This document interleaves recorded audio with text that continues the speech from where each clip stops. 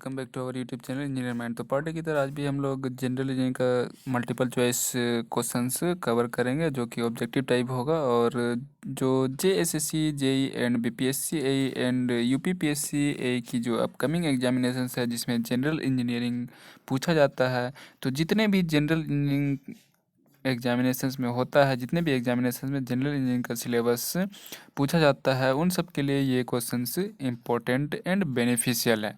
तो हम लोग डिस्कस करेंगे, लेकिन डिस्कस करने से पहले आपसे रिक्वेस्ट है कि अभी तक आपने चैनल को सब्सक्राइब नहीं किया है तो चैनल को सब्सक्राइब कर लो, वीडियो अच्छा लगे तो लाइक कर दो और शेयर कर दो।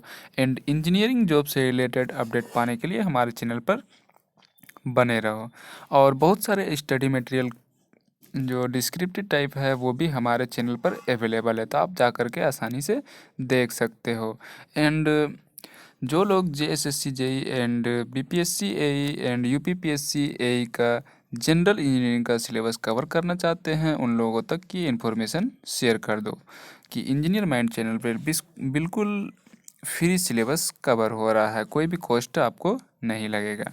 तो फ्रेंड्स, आपसे रिक्वेस्ट है कि चैनल को सब्सक्राइब करो, वीडियो अच्छा लगे तो लाइक करो और शेयर करो, ताकि आपका सिलेबस कवर हो सके एंड इंजीनियरिंग जॉब से रिलेटेड अपडेट आप तक आसानी से पहुंच सके।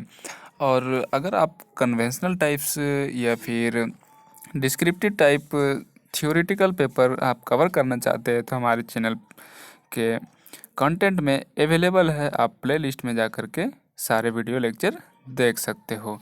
तो हम लोग जिस तरह per day civil, electrical and mechanical वालों का सिलेबस कवर करते हैं जनरल इंजीनियरिंग का, उसी टाइप से आज भी हम लोग कवर करेंगे। तो फर्स्ट क्वेश्चन हमारा है, the object of surveying is to prepare a, option है ड्राइंग, क्रॉस सेक्शन, मैप। तो करेक्ट आंसर हो जाएगा मैप। सर्वेइंग क्या होता है ये आपको पता होगा, अगर नहीं पता है तो एक बार हम लोग रिमाइंड कर लेते हैं। Surveying is the art of determine the horizontal distance, means relative horizontal distance on the earth surface below और एबव। तो जब हम लोग हॉरिजॉन्टल डिस्टेंस मेजर करते हैं अर्थ सरफेस पे, तो उसको हम लोग क्या कहते हैं सर्वेइंग कहते हैं। और जब हम लोग वर्टिकल डिस्टेंस मेजर करते हैं तो उसमें हम लोग लेवलिंग करते हैं। तो यहाँ पर क्वेश्चन पूछा गया, the object of surveying is to prepare a map. Object क्या होता है सर्वेइंग का? मैप को प्रिपेयर करना। सर्वे हम लोग किस लिए करते हैं? मैप को प्रिपरेशन करने के लिए सर्वे किया जाता है। तो इसका करेक्ट आंसर सी हो जाएगा। नेक्स्ट क्वेश्चन है, the curvature of the earth is ignored in geodetic surveying, plane surveying, hydrographic surveying. तो सबसे पहले आपको ये बताना चाहता हूँ कि सर्वेइंग दो टाइप से होता है, एक प्लेन सर्वेइंग होता है एंड एक जियोडेटिक सर्वेइंग होता है। तो यहाँ पर पूछा गया कि curvature of the earth is ignored इन। तो प्लेन सर्वेइंग जो होता है वो स्मॉल एरिया के लिए किया जाता है, और इसमें curvature of earth is not taken into consideration. Curvature of अर्थ को प्लेन सर्वेइंग में कंसीडर नहीं किया जाता। तो सेम क्वेश्चन पूछा गया कि the curvature of the earth is ignored in plane surveying. तो इसका करेक्ट आंसर बी हो जाएगा। नेक्स्ट क्वेश्चन हम लोग देखते हैं। नेक्स्ट क्वेश्चन है, the curvature of the earth is taken into account when the extent of area is more than, option है 50 kilometre square, 100 kilometre square, 250 kilometre square. तो जब हम लोग पहले डिस्कस किए जो क्वेश्चन है 2 नंबर, उसमें curvature of earth is not consider, तो किस में करते हैं, उसमें किस में इग्नोर करते हैं हम लोग? प्लेन सर्वेइंग में। तो प्लेन सर्वेइंग किसके लिए किया जाता है? स्मॉल एरिया के लिए किया जाता है। तो स्मॉल एरिया कितना होना चाहिए? लेस देन 250 किलोमीटर स्क्वायर होना चाहिए। और यहाँ पर क्या पूछा गया? The curvature of the earth is taken into account. जब हम लोग कर्वेचर ऑफ अर्थ को कंसिडर करते हैं, लेते हैं, तो एरिया जो है वो कितना ज़्यादा होना चाहिए? मोर देन, किससे ज़्यादा होना चाहिए? तो ऑप्शन है 50 kilometre square, 100 kilometre square, 250 kilometre square. तो area should be more than 250 kilometre square. तो करेक्ट आंसर सी हो जाएगा।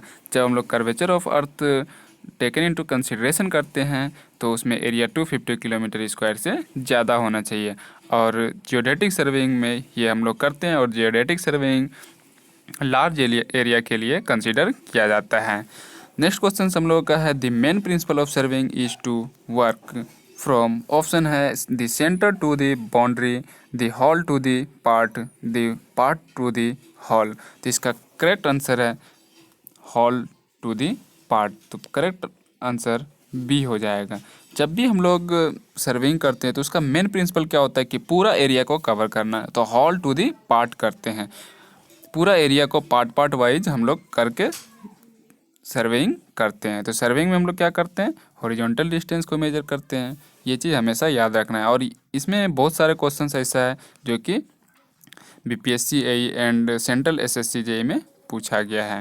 नेक्स्ट क्वेश्चन हम लोग देखते हैं। नेक्स्ट क्वेश्चन है surveys which depict the natural features of a country are known as, option है cadastral surveys, topographical surveys, engineering surveys.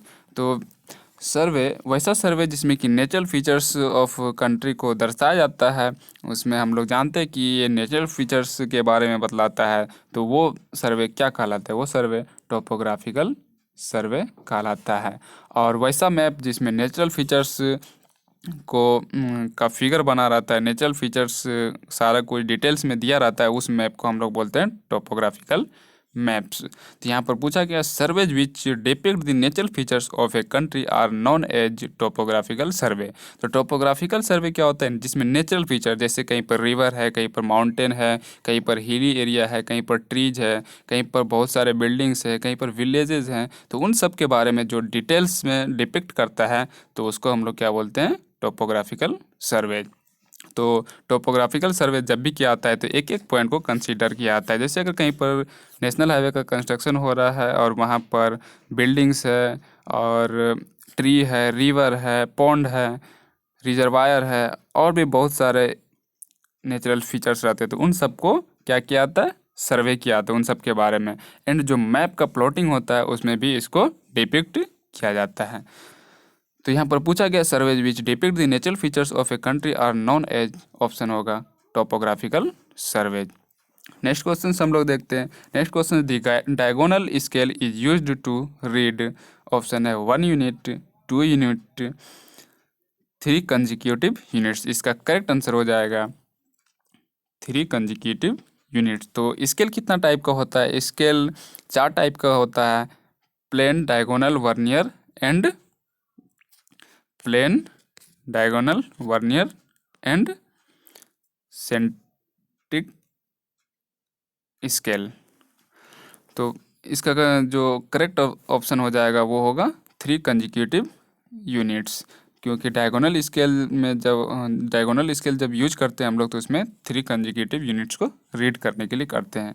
Next question से a 20 metre chain is divided into, तो chain कितना types का होता है मैंने कई बार लेक्चर में बतलाया भी है, तो प्ले लिस्ट में भी जा कर के आप देख सकते हैं कि चेन कितना टाइप्स का होता है। मेट्रिक चेन्स होता है, इंटरमीडिएट चेन्स होता है, बहुत टाइप्स का चेन होता है वो, तो लेक्चर दिया गया है, आप लिंक पे भी जा कर के देख सकते हो, या फिर आप प्ले लिस्ट में भी सर्वेइंग का बहुत सारा लेक्चर्स हमने डिस्क्राइब भी किया है और पढ़ाया भी है, तो डिस्कस भी किया, तो आप जा कर के देख सकते हो। तो यहाँ पर क्वेश्चन पूछा गया a 20 metre chain is divided into, option है 150 लिंक्स, 100 लिंक्स, 200 लिंक्स। तो यहाँ पर करेक्ट आंसर हो जाए क्योंकि 20 मीटर का चेन के बारे में पूछा गया है, तो यहाँ पर 100 लिंक्स होगा। और इंजीनियर्स चेन होता है, गंटर चेन्स होता है, मेट्रिक चेन्स होता है, रिवेन्यू चेन्स होता है, स्टील बैंड चेन होता है, बहुत सारा चेन होता है। तो आप देख सकते हैं सबका जो डिवाइडेशन होता है तो वो लेंथ के अकॉर्डिंग होता है। जैसे मेट्रिक चेन, तो मेट्रिक चेन का जो लेंथ होता है वो 100 मीटर होता है। स्टील बैंड चेन जो होता है, जैसे इंजीनियर्स चेन होता है, इंजीनियर्स चेन का जो लेंथ होता है वो 33 फीट होता है।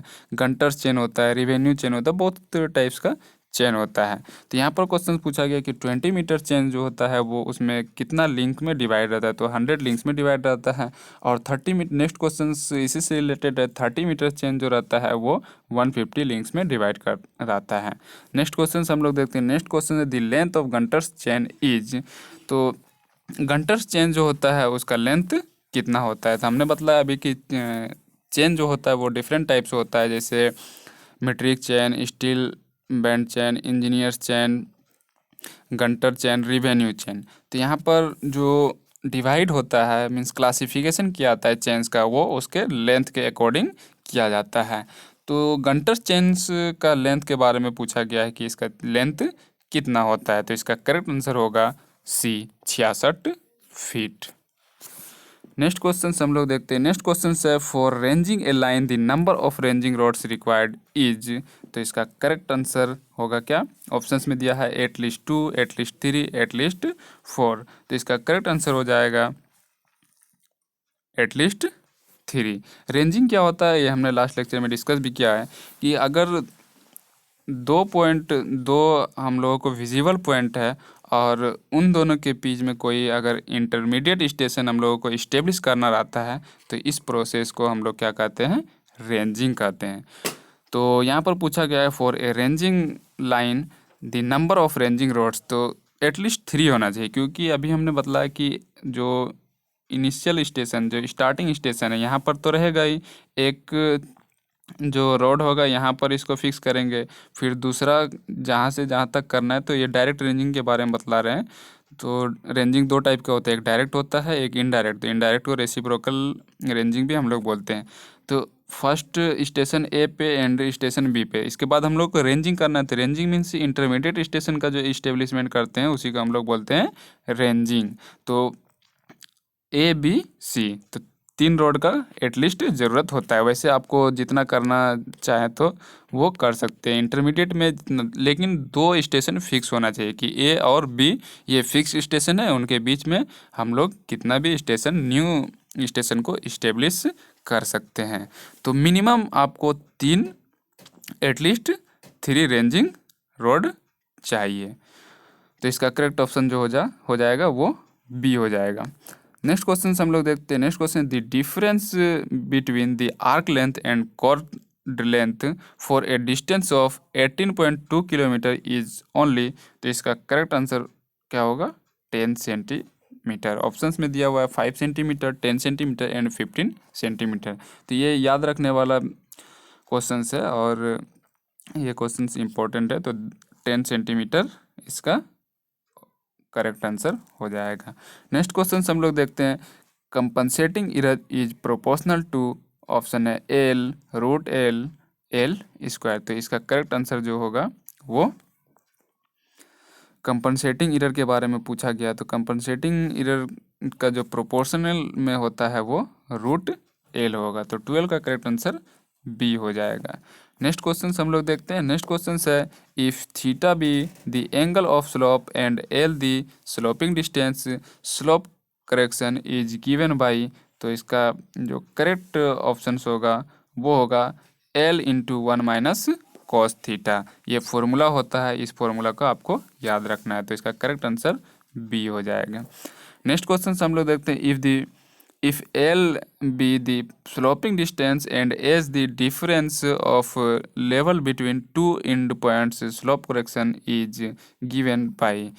तो यहाँ पर पूछा गया है कि स्लोप करेक्शन क्या होगा। तो स्लोप करेक्शन का जो फॉर्मूला होता है तो h²/2l होता है, और इससे बीपीएससी एई में कई बार न्यूमेरिकल्स भी पूछा गया है।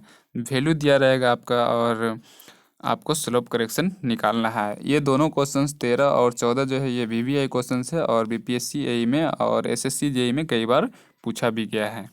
तो फ्रेंड्स अच्छे से इसको कर लेना है और ब्रांच पेपर में भी ये आपका काम आएगा। ऐसा नहीं है कि सिर्फ जनरल इंजीनियरिंग। तो जैसे हम लोग इलेक्ट्रिकल पार्ट पढ़ते हैं तो इलेक्ट्रिकल पार्ट का जो सिलेबस है वो इलेक्ट्रिकल वाले के लिए ब्रांच पेपर में काम आएगा। मैकेनिकल पार्ट जो है तो वो मैकेनिकल ब्रांच वाले के लिए ब्रांच पेपर में बेनिफिशियल होगा। एंड जो सिविल का पार्ट है, जो general engineering, civil, electrical, mechanical सारे लोग पढ़ते हैं, तो ये सिविल वाला सिविल इंजीनियरिंग का ब्रांच पेपर में काम आएगा और बेनिफिशियल होगा। नेक्स्ट क्वेश्चन हम लोग देखते हैं। नेक्स्ट क्वेश्चन है if theta be an angle of slope and the length of chain be 30 metre then correction to be applied पर चेन लेंथ इज। तो 15 का जो करेक्ट आंसर होगा 30 इंटू सेक थीटा माइनस 1। तो इसका करेक्ट आंसर होगा B. ये formula आपको बस याद रखना है, डिराइव कैसे करना वो बस थोड़ा लेंदी हो जाएगा, लेकिन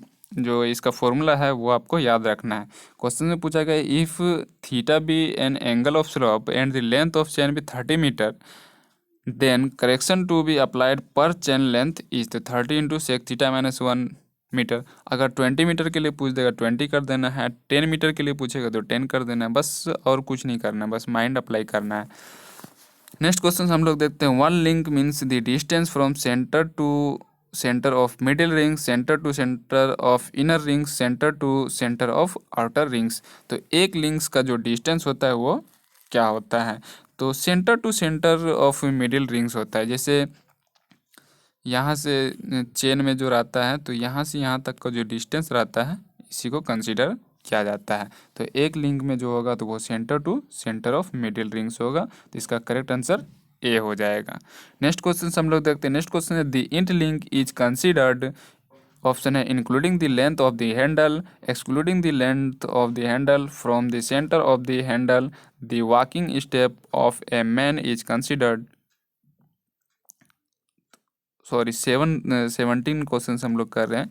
तो क्वेश्चन में क्या बोला गया? The end link is considered. तो इंड लिंक कैसे कंसीडर किया था? Including the length of the handle, excluding the length of the handle, from the centre of the handle. तो 17 का जो करेक्ट आंसर हो जाएगा वो ए होगा, क्योंकि जो भी हम लोग इंड लिंक जब भी कंसीडर करते हैं तो वो length including the length of the handle, handle के लेंथ को इंक्लूड करके कंसीडर करते हैं।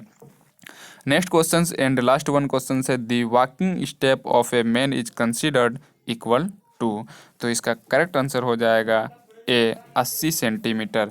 जो वॉकिंग स्टेप होता है, जैसे कोई आदमी अगर टहल रहा है और वॉकिंग स्टेप है तो एक स्टेप से दूसरे स्टेप के जो बीच का जो डिस्टेंस होता है वो कितना होता है? यहाँ से यहाँ तक वो 80 सेंटीमीटर होता है। तो फ्रेंड्स हम लोगों का 10 क्वेश्चंस जो जनरल इंजीनियरिंग का करते हैं, तो आज हम लोगों का ज़्यादा क्वेश्चंस हो गया है। तो फ्रेंड्स अभी तक आपने चैनल को सब्सक्राइब नहीं किया तो चैनल को सब्सक्राइब कर लो, ताकि जो जनरल इंजीनियरिंग का सिलेबस है JSSC JEE and BPSC AE and all engineering service examinations के लिए वो आपका कवर हो सके। एंड इंजीनियरिंग जॉब से रिलेटेड अपडेट पाने के लिए हमारे चैनल पर बने रहें। तो आज के वीडियो में इतना ही, फिर नेक्स्ट वीडियो में मिलते हैं, तब तक के लिए बाय।